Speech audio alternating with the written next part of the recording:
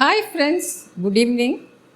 இன்றைக்கி கவுன்சிலிங்கில் நம்ம பார்க்க போகிறது, கம்பேர் பண்ணுறதுனால மன அழுத்தம் வருமா? கண்டிப்பாக வரும். நீங்கள் அடுத்தவங்களை யாரோடையாவது கம்பேர் பண்ணினாக்கா அவங்களுக்கு மன அழுத்தம் வரும். உங்களை நீங்கள் யாரோடையாவது கம்பேர் பண்ணிட்டாக்கா உங்களுக்கு மன அழுத்தம் வரும். எப்படியும் எப்படி சொன்னாலும் மன அழுத்தம் வரும் கண்டிப்பாங்க. சமீபத்தில் ஒரு ஸ்டூடெண்ட்டு எங்கிட்ட கவுன்சிலிங்க்கு வந்தாங்க. அவன் +2 முடித்து காலேஜுக்கு போகிற ஸ்டூடெண்ட்டு. நல்ல மார்க் வாங்கி நல்ல காலேஜ்லேயும் செலக்ட் ஆயாச்சு. அப்படியும் கூட நீ எதுக்குப்பா எங்கிட்டக்க வந்த அப்படின்னு கேட்டாக்க, எனக்கு ஆன்சைட்டி ஜாஸ்தியாக இருக்குது அப்படிங்கிறதுனால தான் அவங்கக்கிட்ட கவுன்சிலிங். எதனால் உனக்கு ஆன்சைட்டி வந்தது அப்படின்னு கேட்டாக்க, அந்த பையன் சொல்கிறான், என்னுடைய தம்பி 8th ஸ்டாண்டர்ட் படிக்கிறான். எப்போவுமே நான் வீட்டில் ஒரு வேலை பண்ணல, நான் கூட 5 நிமிஷம் டைனிங் டேபிளில் உட்காந்துருந்தேன், இல்லை நான் டியூஷனுக்கு போயிட்டு நான் என் ரூம்லேருந்து வெளியில் வரத்துக்கு ரூமில் கொஞ்சம் கூட டைம் ஸ்பெண்ட் பண்ணேன்னா எல்லாத்துக்கும் என்னை என் தம்பியோட கம்பேர் பண்ணுறாங்க. அதாவது என் தம்பியோட கம்பேர் பண்ணும்போது நான் ஸ்லோ, எனக்கு அந்த அளவுக்கு ஷூட்னஸ் இல்லை அப்படின்னு சொல்கிறாங்க. அதனால் எனக்குள்ளே எப்போவுமே ஒரு பதட்டம் இருந்துகிட்டே இருக்குது. இப்போ இந்த காலேஜ் இன்டர்வியூக்கு போனப்போ கூட உள்ளே போய் அந்த இன்டர்வியூ அட்டன் பண்ணுறதுக்கு வரைக்கும் எனக்கு ரொம்ப பதட்டமாக இருந்தது. பண்ணி முடிச்சுட்டு வந்ததுக்கப்புறம் தான் ரிலாக்ஸ்ட் ஆச்சு.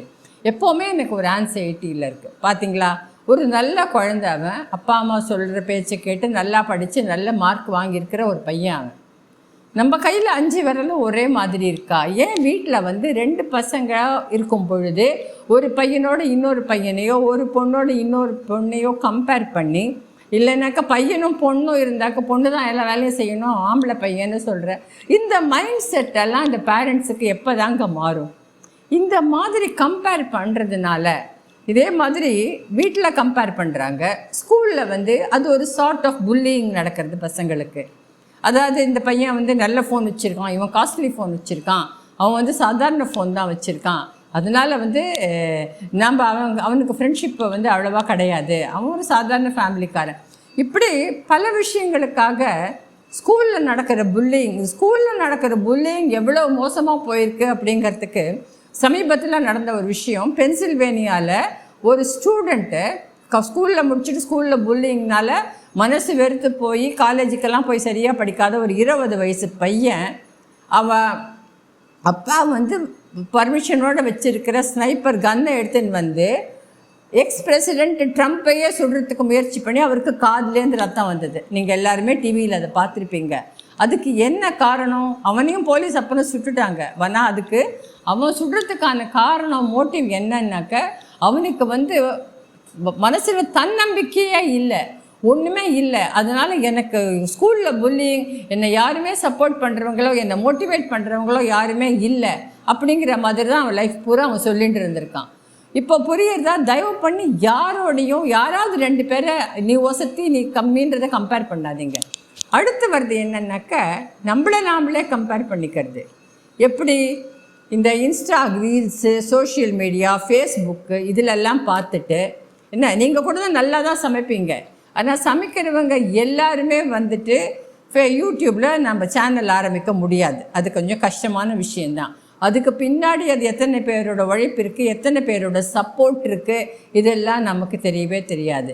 அதனால அவங்க ஒரு சமையல் போட்டாக்கா அவங்களுக்கு யூடியூப்பில் இவ்வளோ லைக்ஸ் வருது, இவ்வளோ வருது, நம்மளால் ஒன்றும் பண்ண முடியலேன்னு நீங்கள் வீட்டில் இருக்கிறவங்களோடலாம் குறைப்பட்டுண்டு உங்களை நீங்களே அவங்களோட கம்பேர் பண்ணிட்டு உங்களுடைய self esteem and self confidence கம்மியாக தான் போகும்.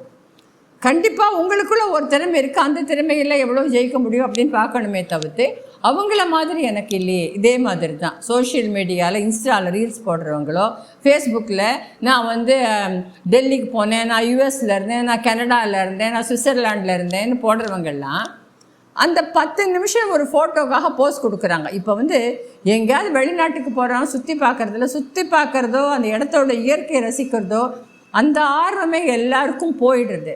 போனாலே ஃபோட்டோ எடுத்து நம்ம ஃபேஸ்புக்கில் போடணும், இல்லை இன்ஸ்டாவில் ரீல்ஸில் போடணும் அப்படிங்கிற மைண்ட் செட்டோடையே இருக்கிறதுனால ஒரு கோவிலோ ஒரு இடத்தோட அழகை கூட நாம் ரசிக்கிறதில்ல. அப்படி அவங்க அந்த 10 நிமிஷம் அந்த ஃபோட்டோ போடுறதை தாண்டி மற்ற நேரத்தில் அவங்க எப்படி இருக்காங்க, அவங்க லைஃப் எப்படி இருக்குது, அதை தாண்டி நம்ம லைஃப் எப்படி பெட்டராக தானே இருக்குது அப்படிங்கிறதான் நம்ம யோசிக்கிறது இல்லை. அவங்கள மாதிரி நாம் இல்லையே, அவங்கள மாதிரி அங்கே போய் ஃபோட்டோ போட முடியறது இல்லையே, இங்கே போய் போஸ்ட் கொடுக்க முடியறது இல்லையே அப்படின்னு நினச்சி நமக்குள்ளே இருக்கிற கொஞ்சம் நஞ்ச மன நிம்மதிக்கு அடுத்து மன அழுத்தத்துக்கு உள்ளே போயிடுறோம். அடுத்த மாதிரி இன்னும் சில பேர் இருக்காங்க. அகெயின் இப்போவும் பசங்களை பற்றி தான் சொல்ல வேண்டியிருக்கு. என்ன காரணம்? இப்போ பசங்க அந்த பசங்க சேர்றாங்கன்னு சொல்லிட்டு உங்கள் பசங்களுக்கு IIT, JEE coaching, NEET coaching, இப்படி எல்லா கோச்சிங்க்கும் அந்த கோச்சிங்க்கு போகிறதே காஸ்ட்லியான விஷயந்தான் ஒரு பக்கம். ஆனால் அந்த கோச்சிங்க்கு சில பணக்கார வீட்டு பசங்களை அவங்க அப்பா அம்மா நல்ல ஃபேஷனாக ட்ரெஸ் பண்ணிட்டு ஒரு நல்ல காரில் கூட்டிகிட்டு வரலாம். நீங்கள் கார் வாங்க முடியலன்னா கூட நீங்கள் ஒரு ஓலா புக் பண்ணிட்டு போனால் கூட அவங்களுக்கு ஈக்குவலாக உங்கள் சாரீ இருக்கணும், உங்கள் செப்பல் இருக்கணும், உங்களுடைய அக்சசரிஸ் இருக்கணும் அப்படின்னு நீங்கள் நினைக்க ஆரம்பிக்கிறீங்க. ஆக மொத்தத்தில் இந்த கம்பேரிசன், அதாவது ஒருத்தரை பார்த்து இப்போ ஓகே, இப்போ நம்ம ஜிம்முக்கு போகிறீங்க, நீங்கள் ஜிம்மில் ஒரு 5 கிலோ ஒரு அடுத்த 6 மாதத்தில் குறைக்கணுன்ற ஐடியாவில் போகிறீங்க. பக்கத்தில் இருக்கிறவங்க அதே மாதிரி அவங்க எக்ஸசைஸ் பண்ணுறாங்கன்னா அது ஒரு கோலாக நீங்கள் செட் பண்ணிட்டு ஒரு மாதத்துக்கு 1 கிலோ குறைக்கலாம் அப்படிங்கிற மாதிரி உங்களை கம்பேர் பண்ணிட்டு ஜெயிக்கலாம். கம்பேர் பண்ணிக்கிறதுல தப்பு இல்லை. நல்ல விஷயங்களுக்கு நம்ம கம்பேர் பண்ணிக்கலாம்.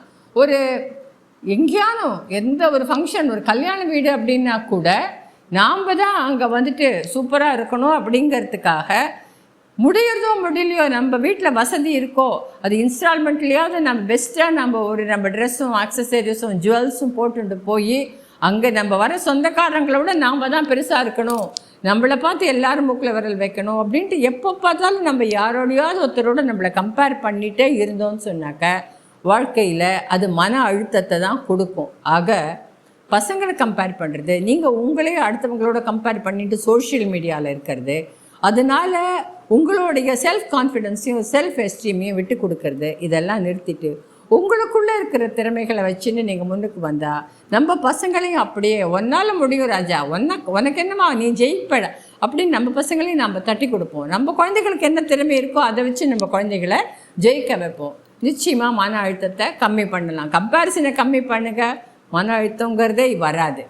இந்த வீடியோ உங்களுக்கு பிடிச்சிருந்ததுனாக்க இதை லைக் பண்ணுங்கள், இதை உங்கள் ஃப்ரெண்ட்ஸ் கூட ஷேர் பண்ணுங்கள், சப்ஸ்கிரைப் பண்ணுங்கள் இந்த சேனலுக்கு. வேறு ஒரு மேட்டரோடு நான் அடுத்த வாரம் மீட் பண்ணுறேன். Thank you so much.